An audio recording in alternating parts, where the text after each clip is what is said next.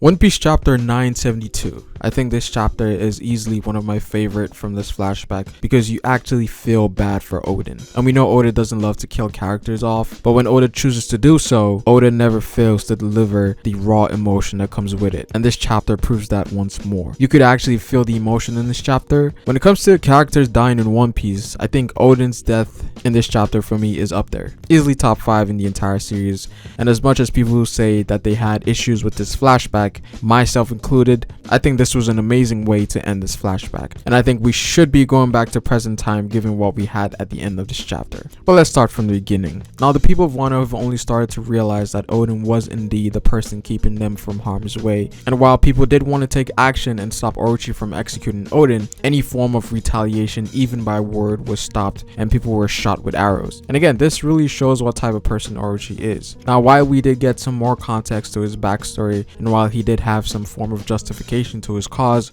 I think Orochi is too far gone at this point. He's simply blinded by rage, and even though he got his revenge, things didn't end there. He still wanted more, and I think it was reiterated in this chapter that the citizens came to realize how scary someone seeking revenge can be. Orochi was always for himself, which is why Wano's current state is a mess, with the flower capital being the only place where people strive. Orochi's goal wasn't to become the shogun. Orochi only wanted revenge. The shogun position was just a platform he needed in order to enact his revenge, and I honestly cannot wait to see him go down. Now I don't think Orochi is gonna die because I feel like villains who have some sort of reason behind their actions usually aren't killed off, and I think Momonosuke is going to play a huge role into whether Orochi dies or not. Now news of Oden's true action was spread throughout Wano, but at this point it was too late. The only thing that they could rely on was Oden surviving the boiling, and here Oden tells them that if he survives, he wants to open up the borders of Wano. And he also mentioned that it was the Kozuki clan that made Wano isolate itself from the world, and that this action was to protect Wano from a great power, which I think is the world government. I think that's what they're referring to here. I could be wrong, but I think that's what the power was.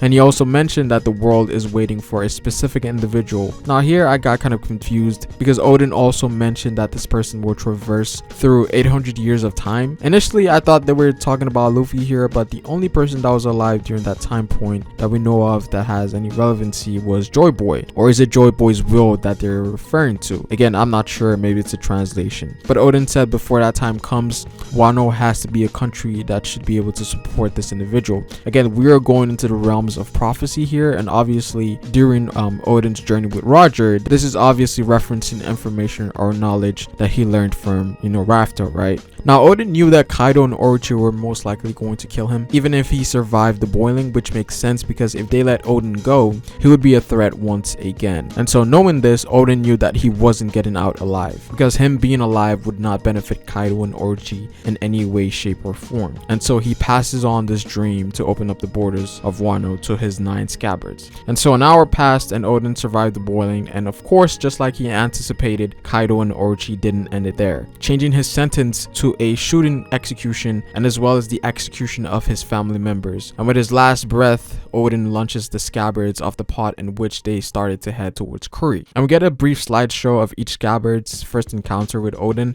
and I know the anime is definitely going to go crazy on this episode just to make it more emotional than it needs to be. This is where the anime comes in handy, right?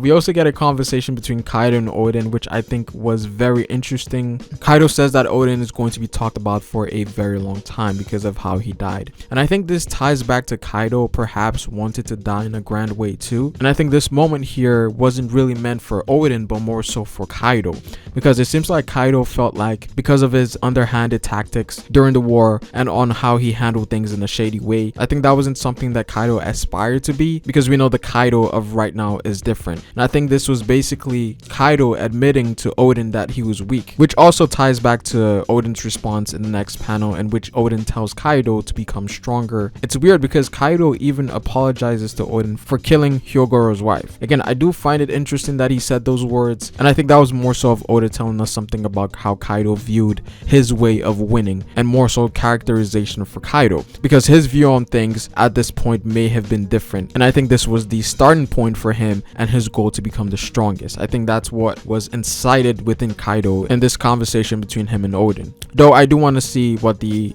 Viz manga translation will say, so I will be looking forward to that. Now after the conversation, Oden is then killed by Kaido with a shot to his head, and Oden dies smiling.